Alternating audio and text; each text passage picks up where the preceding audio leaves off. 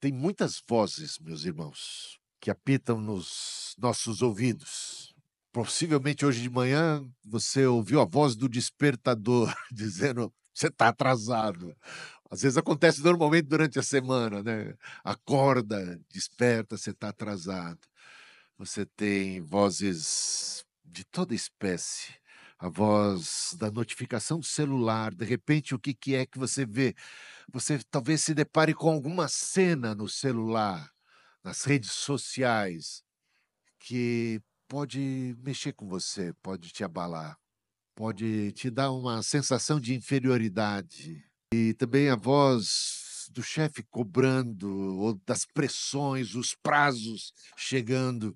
E tem também, talvez uma voz de algum familiar te criticando, ou amigos, ou a voz da sua própria consciência te cobrando, de modo a você se sentir inadequado, insuficiente, inapto, fracassado, ou as memórias, ou uma série de coisas podem estar aí afetando a sua identidade. Sabe, um dos problemas mais sérios dos seres humanos é que as pessoas, de um modo geral, elas não estão em paz consigo mesmas. Elas não se amam devidamente. O amor próprio, ao contrário do que muitos pensam, é algo saudável e necessário. Aliás, um mandamento que nós temos é amarmos outras pessoas como nós amamos a nós mesmos. Espera-se então que nós amemos bem a nós mesmos, porque devemos amar as outras pessoas como amamos a nós mesmos, e nós não conseguimos amar as outras pessoas de maneira adequada quando nós mesmos não nos amamos. Infelizmente, muitos, desde criança, recebem um amor condicional. É do tipo: se você lavar a louça, se você fizer o dever de casa, se você fizer isso e aquilo. As pessoas vão aprendendo desde pequenas que elas não são amadas por quem são, elas são amadas à medida que correspondem às expectativas, e isso leva à frustração, insegurança e uma busca constante por aprovação. Agora, nosso valor em Deus não se baseia em nosso desempenho, mas em nossa posição como filhos de Deus. Eu vou começar aqui falando do batismo de Jesus.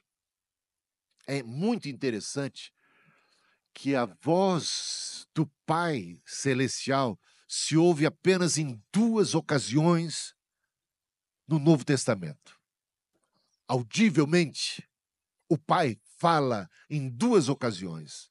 E nas duas ocasiões em que o Pai Celeste fala, ele fala a respeito de seu filho Jesus. E aqui, no batismo de Jesus, quando João Batista está batizando, uma voz se ouviu.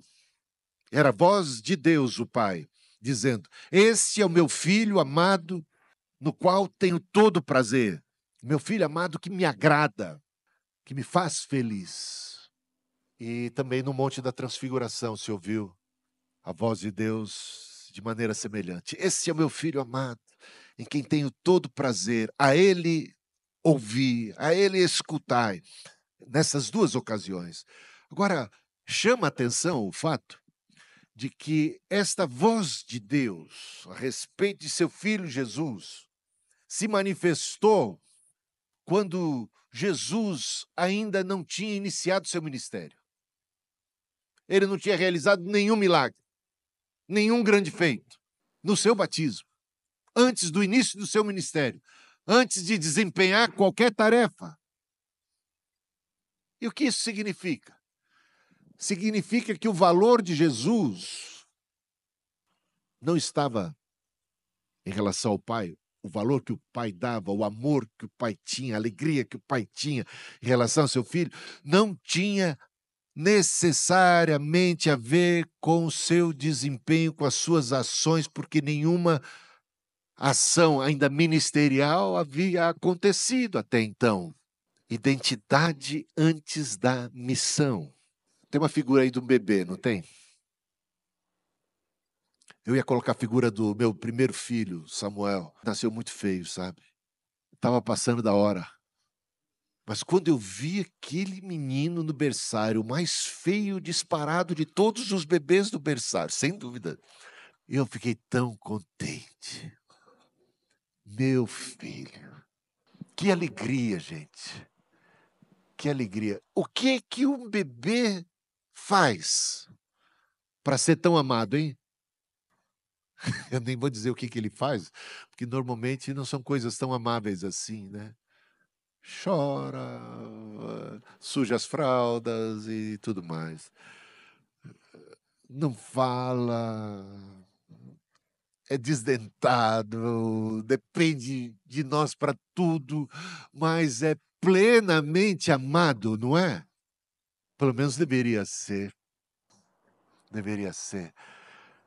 Eu não sei se começa a cair a ficha para você uma coisa muito importante. Será que nós nos sentimos amados por Deus, por quem nós somos? Ou também nos relacionamos com Deus e achamos que o seu amor é um amor condicional, que depende de nossas ações? Como é que é isso? Como é que isso funciona? Como é que nós nos relacionamos com o Pai Celestial? Será que nós realmente nos sentimos amados e aceitos, devidamente valorizados por quem nós realmente somos? Quando a gente nasce num mundo onde não tem basicamente nada de graça, é tudo muito condicional, muito dependente. Que maravilha ser amados simplesmente porque você é filho. Você é filho. E aí termina ali o período do batismo de Jesus e o Espírito Santo induz a Jesus, impulsiona Jesus, impele a Jesus para o deserto, onde ele jejua 40 dias, 40 noites de jejum. E no final desse período, com muita fome, com muita fraqueza, Satanás se apresenta para tentá-lo. E é muito curioso observar o contraste. A voz de Satanás, como ela é contrária à voz de Deus. Ouviu-se a voz de Deus no batismo. Este é meu filho amado, em quem tem todo o prazer. Agora, no deserto, ouve-se a voz de Satanás. Se tu és filho de Deus, prova. Se tu és filho de Deus, por que você está passando fome? Se tu és filho de Deus, por que estás passando por privação? Não parece filho de Deus. Se és filho de Deus, cadê o milagre? Se és filho de Deus, cadê a fartura? Se és filho de Deus, por que tal privação? Por que é que o Espírito te leva a uma situação de penúria, de fome, de privação, de deserto? Por quê? Por que razão você passa por esse deserto se você é filho de Deus? Se você é filho de Deus, prova. Transforma essas pedras em pães que eu quero ver. Cadê que você é filho de Deus? Aliás, isso se ouviu na cruz também. Pessoas que passavam por Jesus e o contemplavam na cruz, chegaram a dizer: cadê que você é profeta? Cadê que você é Messias? Cadê que você é filho de Deus? Prova agora, desça dessa cruz. Se tu és. A tentação diabólica, a voz diabólica, bota em xeque a nossa identidade. Desafia a voz de Deus. Não estou vendo nada, prova aí. Mais uma vez a questão do desempenho. Cadê o desempenho? Cadê a prova? Aliás, Herodes pediu a prova. Herodes pediu também um milagre, pediu um sinal. E por aí vai. Jesus vai defender a sua identidade, dizendo: está escrito. Vai para a palavra. Nem só de pão viverá o homem, mas de toda palavra que sai da boca de Deus. Jesus firma a sua identidade na palavra de Deus. E ele é como se ele dissesse: eu não tenho que provar nada para ninguém. Eu sou quem eu sou. E quando a gente é desafiado, hein, gente? Eu não sei como é que é no mundo das meninas, na infância de cada menina, mas os meninos têm que provar masculinidade desde pequeno. Tem que provar que é macho. Tem que provar que é corajoso. Tem que provar que pode isso, que pode aquilo. Cada um, né, tem que defender ali. Gente, o que que é? Eu não sei nem quantas vezes eu já briguei na vida, desde criança. Uma vez, tinha quebrado ali uma mureta lá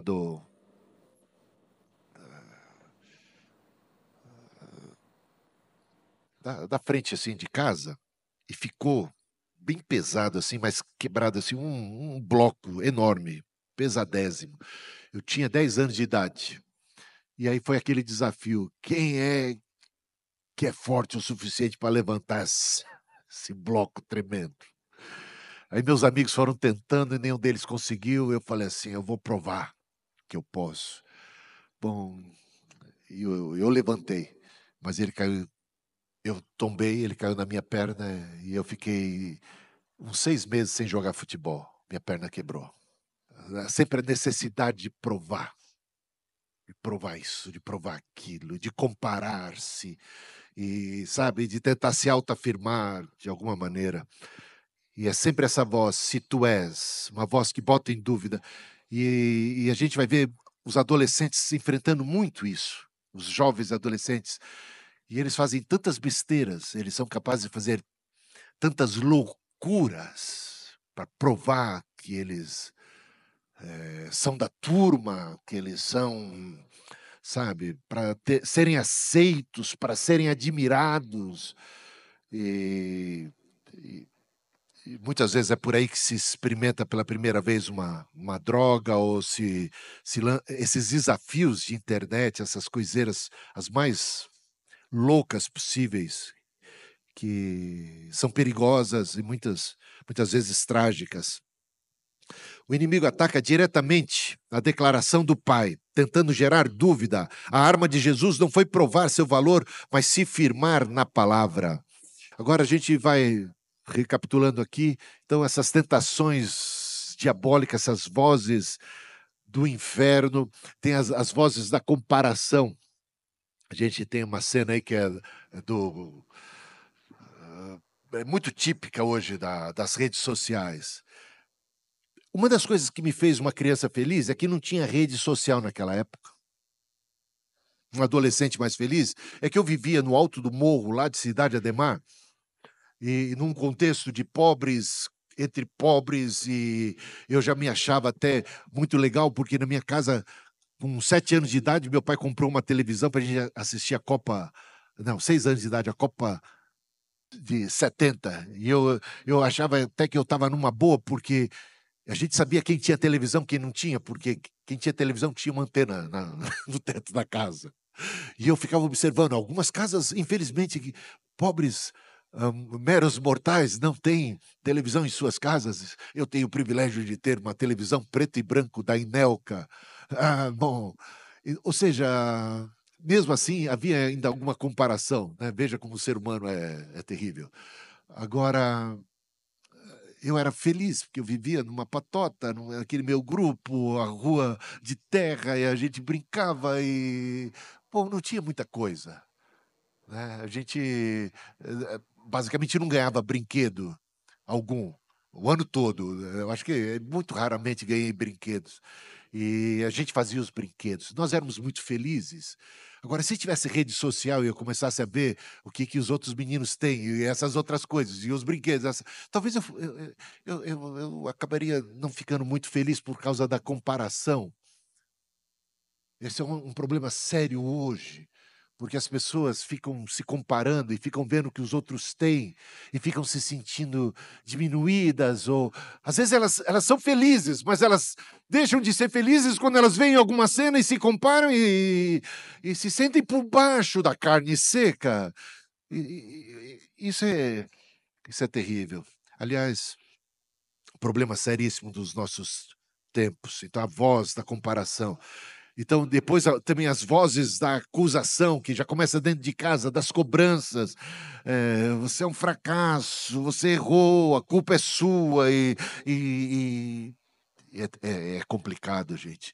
E a voz do desempenho, são os alvos, é o que se espera, as expectativas. Pode ser as expectativas de papai, de mamãe, pode ser as expectativas em derredor dos seus amigos, os seus alvos, e sempre em comparação com as demais pessoas, tudo isso trazendo muita angústia, muita pressão, e a vida ficou muito complexa. Tá? E essas vozes acabam fazendo com que a gente não se sinta assim tão bem. Ainda mais se a gente, infelizmente, está diante de pessoas que desempenham tão bem, né? Tão melhor do que a gente. Pode ter o perigo dos ciúmes, o perigo da inveja e, bom...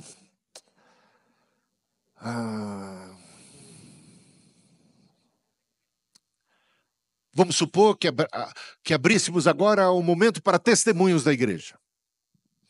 E viesse alguém aqui e dissesse: eu estou vivendo a fase mais feliz da minha vida, eu conquistei isso, eu conquistei aquilo, Deus me deu essa graça, me deu tudo aquilo que um dia você sonhou e de repente você está vendo alguém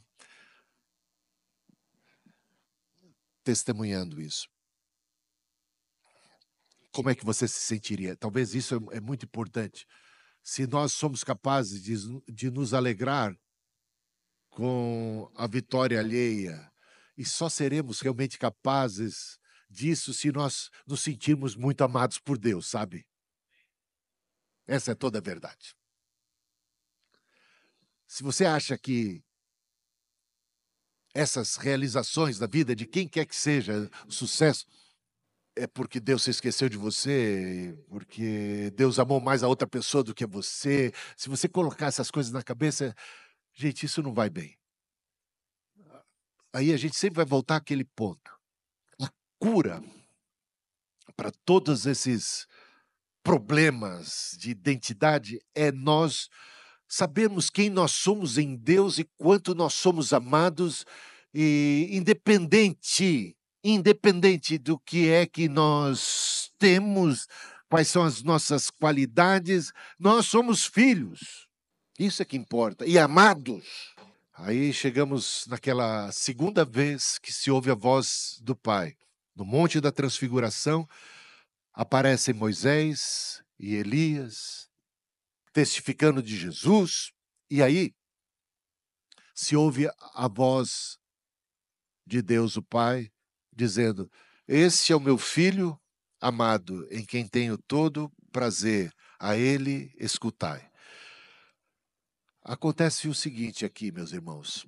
Elias, Moisés e Jesus conversavam sobre a crucificação de Jesus, que se avizinhava, que se aproximava. O tema era cruz. Cruz, tortura, abandono, solidão, morte, sacrifício.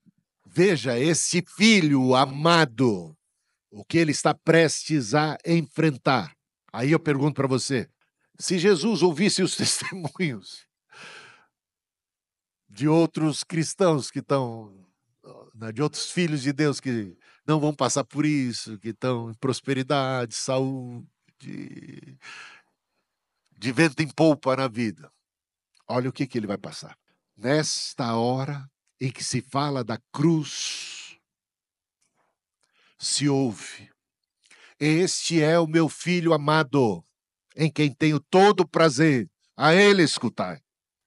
A voz de Deus, mais uma vez, se manifestou e no momento crucial, para reafirmar a identidade de Jesus.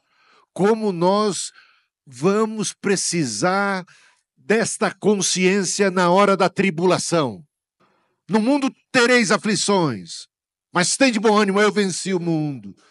As aflições, as tribulações não são sinal de desamparo, não são sinais de desprestígio, abandono, descaso da parte de Deus ou desmerecimento, porque você talvez não tenha sido um bom filho.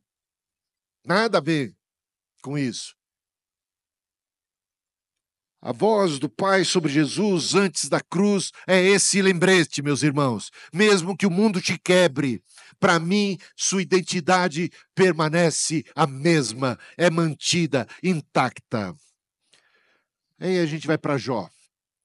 Jó era uma pessoa abençoada por Deus, era. Tinha uma família linda, tinha bens, posses, tudo corria bem com Jó. E Satanás levanta sempre a suspeita. Ele só te segue, ele só te serve, Deus, porque, afinal de contas, o Senhor tem sido bonzinho demais com ele, né? O Senhor tem sido bom demais com ele. Assim, qualquer um. Assim, qualquer um. Quero ver se ele passar pelos perrengues da vida, quero ver se ele não tiver mais saúde. Quero ver se ele não tiver mais família. Quero ver se ele não tiver mais emprego. Quero ver se ele não tiver mais casa. Quero ver se ele não tiver mais amigos. Quero ver se ele ficar sozinho. Ele vai blasfemar contra ti. E aí, vocês conhecem a história. Deus confia tanto na relação que ele tem com Jó, que permite que Satanás toque em todas essas áreas e ele confia que Jó não vai blasfemar, que Jó não vai abandonar. Sabe o que Jó diz no momento mais difícil? Porque Jó chegou a não compreender o que está se passando. Por que eu estou passando por tudo isso? Ele teve dúvidas a esse respeito, não entendendo todas essas coisas, mas ele jamais blasfemou. E os inimigos ainda, os amigos, entre aspas, ainda vinham para ele para dizer assim: olha, você deve ter aprontado alguma para estar passando por tudo isso. Confessa logo o seu pecado. Nós somos seus amigos. Confessa aí o que você aprontou. Porque isso é sinal de maldição de Deus. Deus te abandonou. O que você fez contra Deus para poder estar passando por tudo isso? E ainda você tem que ouvir essas, hein? Você está na pindaíba, está em crise, e os teus amigos da igreja, da mesma fé, chegam para dizer assim: confessa teu pecado, porque ninguém estaria na situação em que você se encontra, em tanta desgraça, se não tivesse aprontado alguma contra Deus, algo grave. Olha que drama. E aqui, meus irmãos, a resposta de Jó, capítulo 19, versículo 25, vou ler só a primeira frase. Eu sei que o meu Redentor vive. Que fé maravilhosa. Ele é meu Redentor. Por fim se levantará, diz a sequência. Por fim se levantará. No momento oportuno se levantará e vai me redimir. Eu sou dele. Eu sei em quem tenho crido. Ele é meu Pai. Eu não fui abandonado. A situação é muito semelhante à de Cristo na cruz, quando a sensação é de abandono. Deus meu, por que me desamparaste? Por que me entregaste a tal situação que, para todo mundo que está vendo, é uma situação de abandono. Mas a gente sabe muito bem que Deus o Pai está com Cristo. Ele vai terminar dizendo: em tuas mãos entrego o meu espírito. E Jó vai dizer: eu sei quem tenho crido, ele é poderoso para me redimir. O meu Redentor vive. O meu Redentor vive. E, meus irmãos, tem essa frase que é relativamente conhecida. Eu não sou o que eu faço. Eu não sou o que dizem de mim. Eu sou quem Deus diz que eu sou. E essa identidade de Jesus, como Filho de Deus, foi agora transmitida a todos os que creem em Cristo. Veja só, João 1:12. Mas a todos os que o receberam, aos que creram em seu nome, deu-lhes o direito de se tornarem filhos de Deus. 1 João 3:1. Vede que grande amor nos tem concedido o Pai, a ponto de sermos chamados filhos de Deus, e de fato somos. Que fé maravilhosa, que grande amor, de fato somos. E Romanos 8:15 e 16. Vocês não receberam um espírito de escravidão para viverem outra vez com medo, mas receberam o espírito de adoção, por meio do qual clamamos: Abba, Pai. O próprio Espírito testifica com o nosso espírito que nós somos filhos de Deus. O que é que te define? Que voz você tem ouvido? Quantas e quantas vozes perturbando a nossa mente? Ouça a voz de Deus. Firme-se como Jesus no que está escrito, porque o que está escrito foi revelado pelo Espírito Santo de Deus. Firme-se na palavra de Deus. Não apenas Jesus é filho de Deus. Recebemos nós o poder de sermos feitos filhos de Deus pela fé em Jesus Cristo. Somos herdeiros de Deus, co-herdeiros juntamente com Cristo. E para terminar, meus irmãos, quem é que nós somos em Cristo? Olha o que diz 2 Coríntios 5:17. Quem está em Cristo, nova criatura é. As coisas velhas já passaram. Eis que tudo se fez novo. E quando você chega para Cristo, você chega com uma bagagem de coisas velhas, de pecado, de culpa, de frustração, de traumas, de, uma série de mazelas, e carregando esse fardo pesado do pecado e de tanta confusão. Mas quando você encontra Cristo, você lança aos seus pés todo o peso do pecado que tenazmente nos assedia, todo o fardo do pecado, da culpa, todo o peso da culpa e do pecado. E você experimenta uma nova vida, as coisas velhas já passaram, uma renovação, você é uma nova criatura. Vocês, porém, diz Pedro, em 1 Pedro 2:9, vocês, porém, são povo escolhido, reino de sacerdotes, nação santa, propriedade exclusiva de Deus. Assim, podem anunciar as maravilhas daquele que os chamou das trevas para a sua maravilhosa luz. Povo de propriedade exclusiva de Deus. A questão é se a gente crê nisso ou não. É simples assim.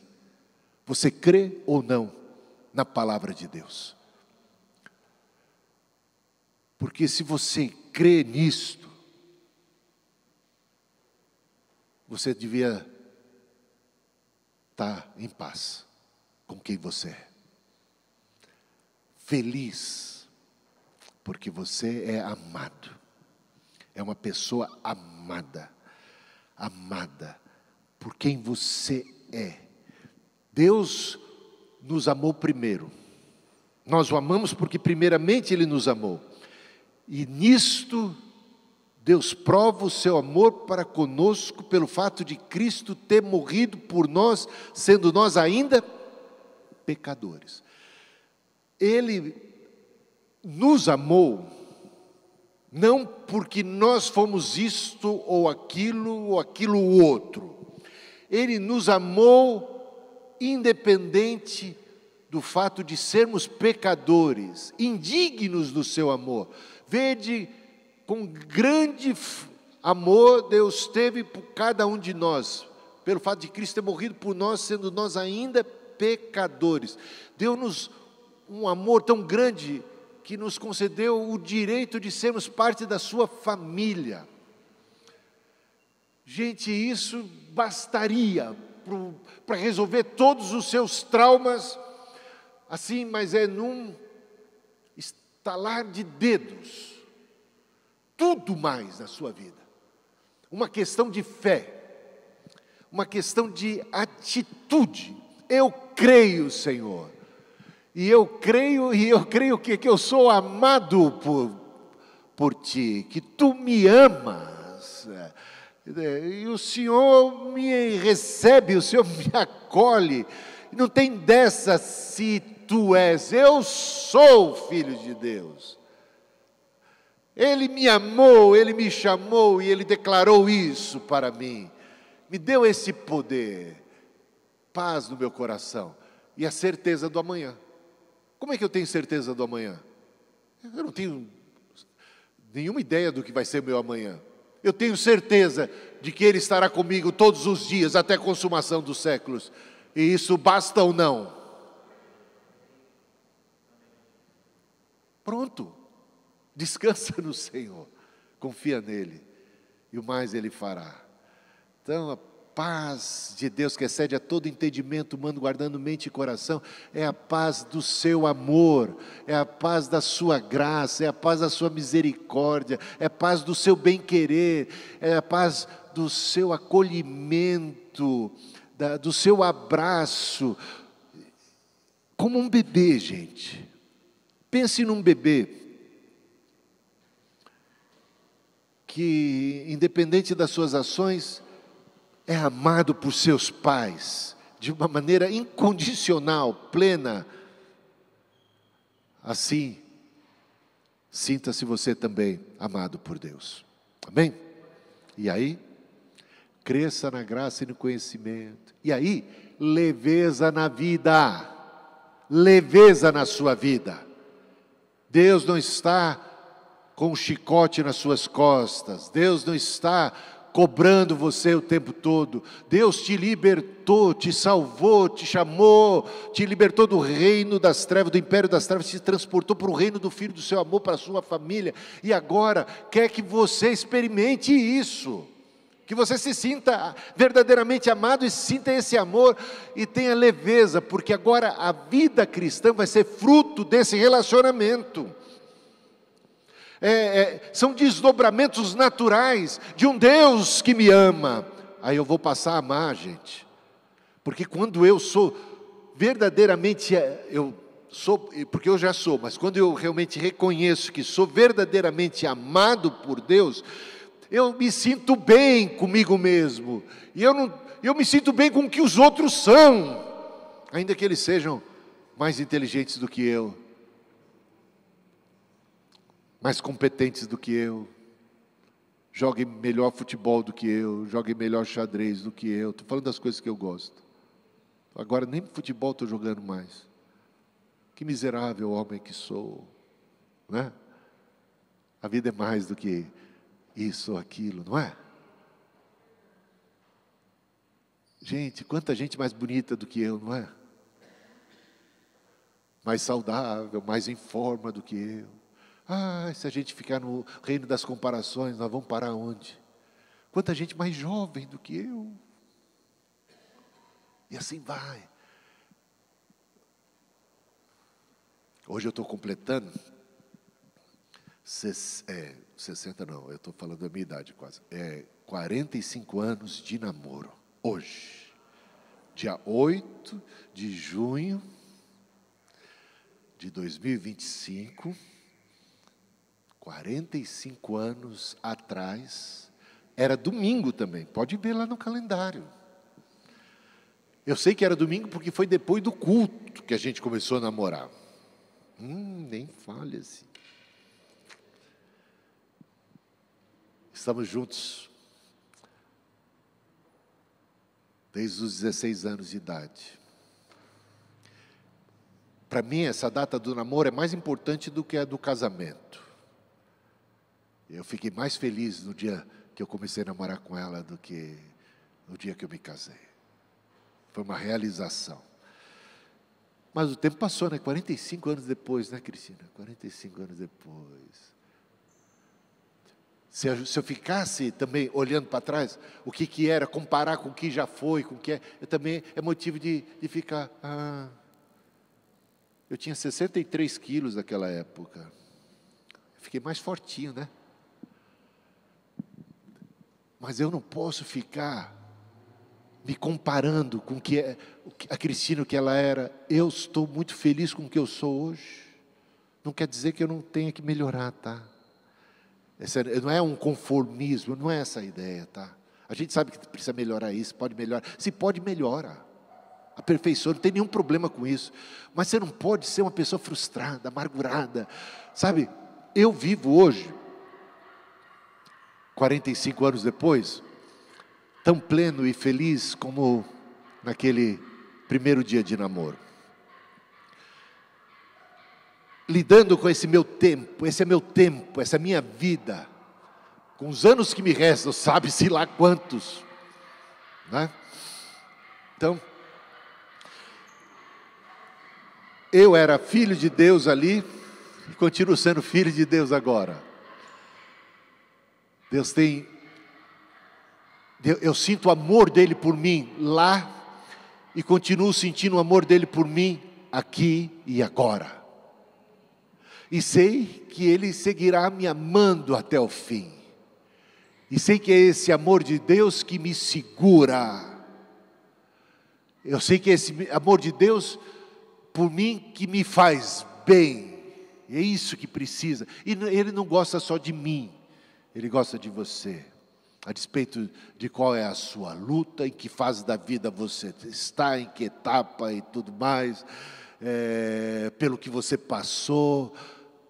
Nós temos ainda uma eternidade afora para compensar todas as dificuldades que você, por acaso, enfrentou ou ainda enfrentará nessa vida, nesse deserto, nessa caminhada. Tá bom?